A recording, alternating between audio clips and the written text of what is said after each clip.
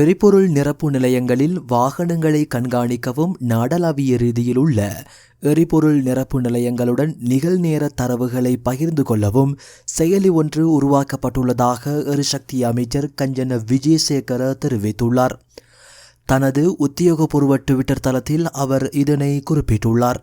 இலங்கை காவல்துறையின் தகவல் தொழில்நுட்ப திணைக்களத்தினால் உருவாக்கப்பட்ட இந்த செயலி தற்போது பல இடங்களில் பரிசோதனை செய்யப்பட்டு வருகின்றதாக அமைச்சர் கஞ்சன விஜயசேகர தெரிவித்துள்ளார். இதேவேளை நுகர்வோரின் வாகன இலக்கத்தகடு விவரங்கள் குறித்த செயலியில் உள்ளிடப்படும் என அமைச்சர் தெரிவித்தார். எரிபொருள் நிரப்பு நிலையங்களுக்கு வரும் வாகனங்களின் இலக்கத்தகடு என் செயலியில் உள்ளிடப்பட்டவுடன் அதே வாகனம் ஒரே நாளில் வேறு ஏதேனும் நிலையத்திலிருந்து எரிபொருளை செலுத்தியதா மற்றும் வாகனத்திற்கு எரிபொருள் நிரப்பப்பட்ட அளவு ஆகியவற்றை அது அறிவிக்கும் என்றும் அமைச்சர் குறிப்பிட்டார்.